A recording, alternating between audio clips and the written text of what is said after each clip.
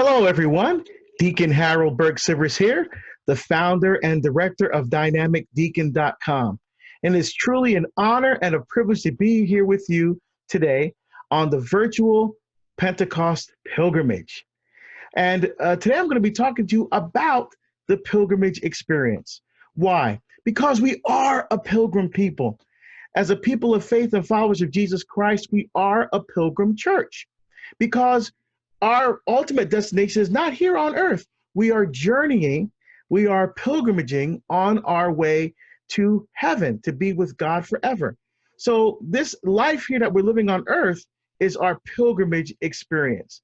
Now, within that pilgrimage experience on earth, there are places and sites that we can visit where our Lord walked, and the Blessed Mother and the apostles, where they taught, where they lived, where they died.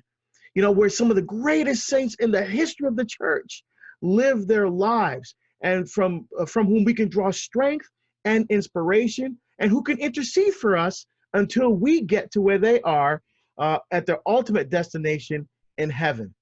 Now, the pilgrimage experience, the word pilgrim actually comes from a Latin word, which means to wander over a distance for a purpose. And for us as Christians, that purpose is to honor God. Now, pilgrimages have always had a long history, even before Christianity. The practice of pilgrimage can be seen in the pagan religions as well, where many local gods were worshipped in many of the areas around the world, where they have a particular devotion to a particular god, and they would travel to that god's shrine and beg for favors or for forgiveness for some wrongdoing or some other kind of religious motivation. And so we see this idea of pilgrimages long before Christianity. Now, for our Jewish brothers and sisters, when the first temple was built, the Temple of Solomon, from that time, all Jewish men were obliged to present themselves at the temple for three major feasts. They had to do a pilgrimage to the temple. There was the Feast of Passover, unleavened bread, the Feast of Pentecost, or the Feast of Weeks, and the Feast of Tabernacles, or the Feast of Booths, as it says in Deuteronomy chapter 16, verse 16 and forward. So on their way to the temple, they would sing pilgrim songs. And these songs are called the songs of ascents, or the gradual psalms. And these are psalms that we say at Mass. These particular psalms, the pilgrimage psalms, are Psalms 120 to 134. And in fact, these feasts to this very day, the Feast of Passover, the Feast of Pentecost, and the Feast of Tabernacles, are called the pilgrim festivals by our Jewish brothers and sisters to this very day. So one of the things about pilgrimage is it actually puts you in the place that you hear about in the Gospels. And when you're actually in those places, you experience the place where these gospel narratives actually happen. It is transformative. For example, behind me, you see the scene at Caesarea Philippi. Now, does that sound familiar? That's way north in Israel, right near the Syrian border. In fact, when we visited here, we were so close to the Syrian border that my cell phone said, "Welcome to Syria." We were that close. But this is where Jesus took the apostles when he said, "Who do you say that I am?" This is Matthew 16. Who do you say that I am? Well, some people say Elijah. Some people say John the Baptist born again. But who do you say that I am? Remember, Peter said that you are the Christ, the Son of the living God. And Jesus says, flesh and blood has not revealed this to you, but my Father in heaven. Remember, he said, you are Peter, and on this rock I will build my church. And what you're seeing here is the approach behind me here is the approach to this large outcropping of rock that you can see off just above my head there. And when you're there, you're just like, oh my goodness, now I totally understand why Jesus took them here. He wanted to give them a visual. When he said this rock, and here's this massive outcropping of rock where it makes total sense why Jesus took them there. And when you're there, you experience it in a whole new way. You will never hear that gospel story the same way again. Now, after the death and resurrection of Jesus and the spread of Christianity, Christians felt a longing to walk the footsteps of Jesus, to be in the place where Jesus was, where his Holy Mother was, where the apostles were. And even in the early centuries of the church, while millions of Christians were martyred and killed for their faith, the faithful flocked to the tombs of their favorite saints to venerate their remains. And sometimes when they did that, they took the chance of being martyred themselves. Now, one of the most powerful experiences I've ever had on pilgrimage was in Rome and in the catacombs. Now, these catacombs were, of course, some of the places where they had the first masses. And we had mass in the catacombs. And what was so surreal was that the place was small, it was tight. You couldn't kneel, you couldn't sit, you had to stand the entire time. And we're all hunched in together. And you could see the cutouts in the wall, the slabs where they laid the bodies of the martyrs who would die. And it's in these places where they had the first masses. In fact, to this very day, when they build an altar, they put a relic either inside the altar or underneath the altar that goes all the way back to this time. And to be at these places where you actually see this is just absolutely incredible. So why were we honoring the saints? No, we know that in honoring the saints, we honor God himself, the ones that God elevated, the ones who give us inspiration on earth. We honor them because the way they honor God, and we draw inspiration, because if we can be like them, then we can be even closer to God. Some pilgrimages were done in penance for sin, and some were done because there was a special petition or blessing that the person wanted. And they went on the pilgrimage in order to accomplish this. In fact, that's one of the main ideas for pilgrimages today, is to pray for some intention, to pray for a member of the family, to take on this journey, because, sometimes you don't get much sleep, but, it's worth it. It's absolutely worth it. For example, behind me now, this is Capernaum, or Capernaum, as it's actually pronounced.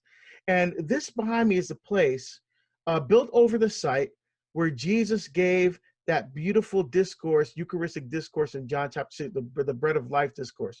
Your father ate the manna in the desert and they died. But he who eats this bread will live forever, because the bread that I give you is my flesh for the life of the world.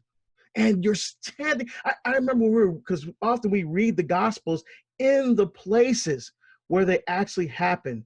And I remember hearing this gospel and looking around going, oh my goodness. The people would have been, just like we're sitting around listening to the gospel being proclaimed now, the people would have sat around listening to Jesus give this beautiful discourse. You can almost imagine yourself there, as this is happening. Absolutely breathtaking experience for me. Another place, which is not too far from here, is what you're seeing now. This is the Mount of Beatitudes. This is where Jesus gave the Sermon on the Mount in Matthew chapters 5-7. Now, you can see why Jesus picked this spot. Look at the beauty of this place, looking over the Sea of Galilee. And again, as you're having Mass here and you're reading the Gospels here, you can almost imagine yourself listening to Jesus as he's giving these incredible teachings, these life-changing teachings. Again, you will never hear or experience the Gospels the same way again. We hear about pilgrimages even in the writings of some of the great saints of the church.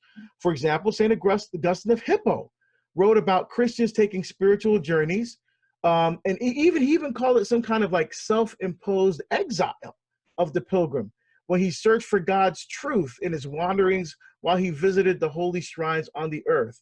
Think about that, a self-imposed exile, right? So you get away from the normal routine. I mean, Jesus, remember, says on retreat, go away for a while. Often we see in the Gospels, Jesus went apart by himself because he had to spend time with God. And maybe a pilgrimage for you could be that time to go away from all the things that are maybe bothering you from the normal routine, and to go to a place and to soak in and experience the power of our faith in a completely new and a completely different way. I'm telling you, it's absolutely life-changing. Another place for me that that was particularly special is here. Now, this is the Chartres Cathedral in France, the famous place with all the incredible stained glass windows. And I was able to take this journey with Harvest Journeys Pilgrimage Company.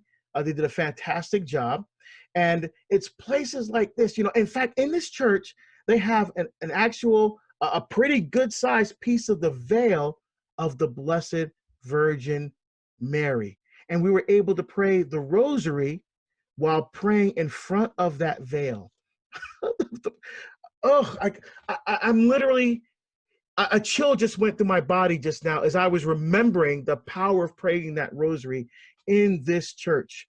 And again, we'll never think of the rosary. In fact, what I do is in some of these saint days, days of the saints, or some of the holy days in the church, I pull out these pictures on my phone. And as I'm praying the rosary, I'm going through and I'm looking at for example, the joyful mysteries, the Annunciation is the Church of the Annunciation, which is actually right here. You're seeing a picture of it now.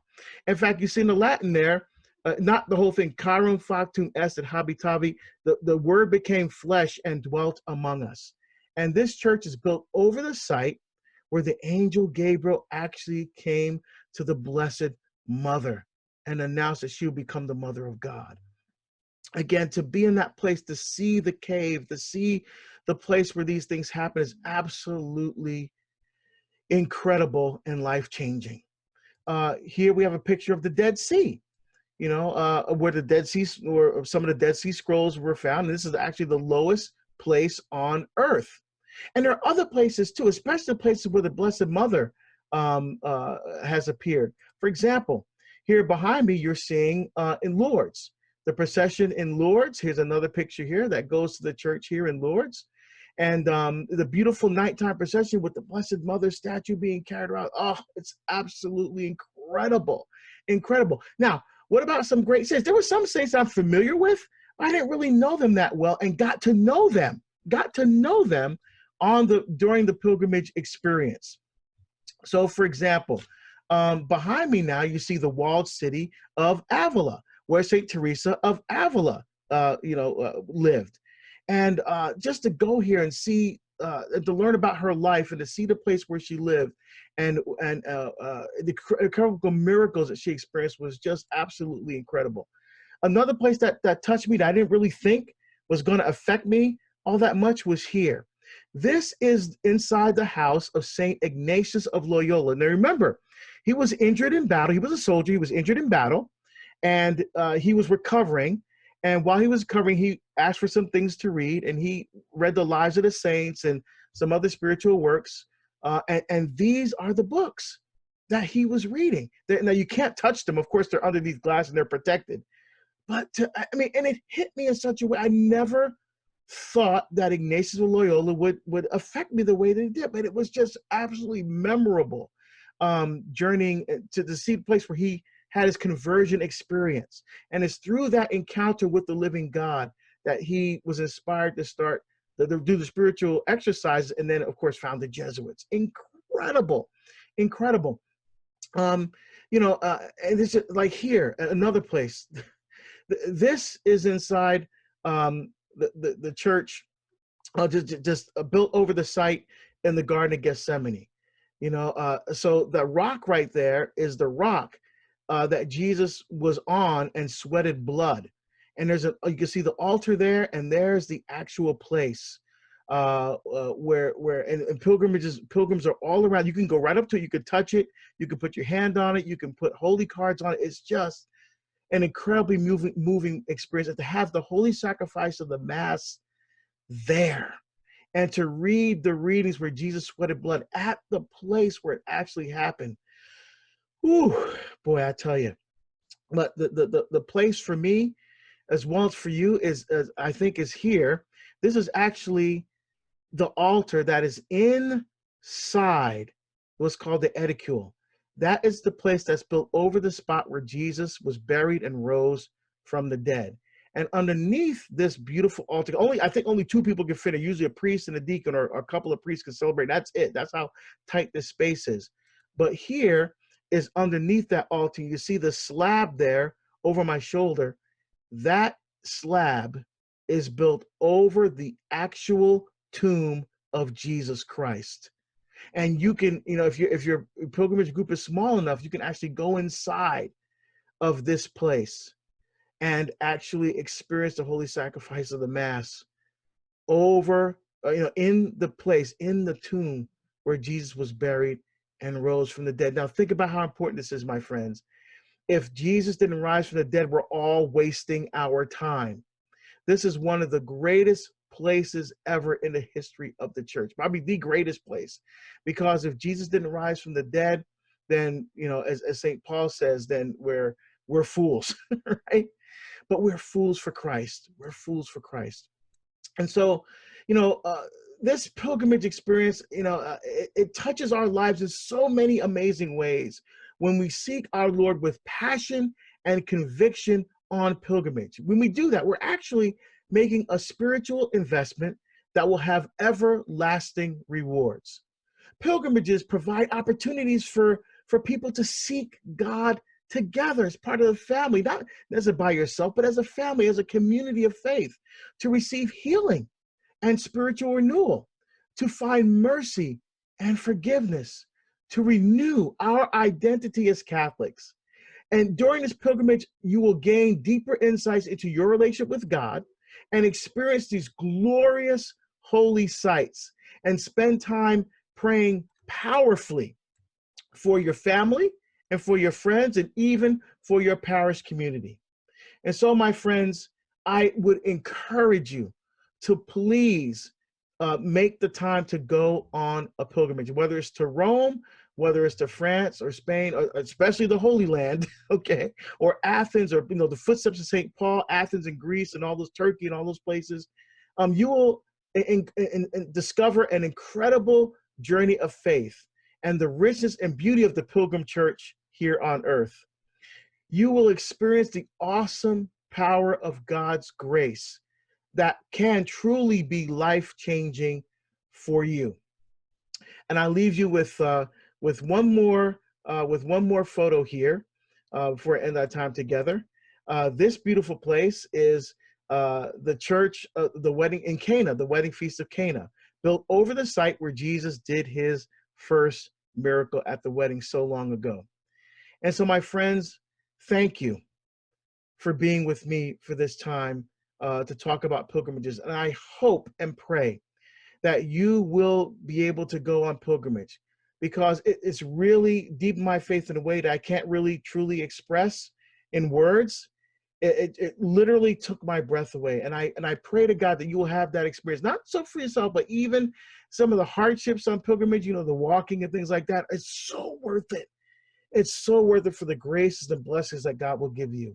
So thank you for allowing me to spend this time with you. It's such a great honor and pleasure on this virtual pilgrimage as we journey toward Pentecost.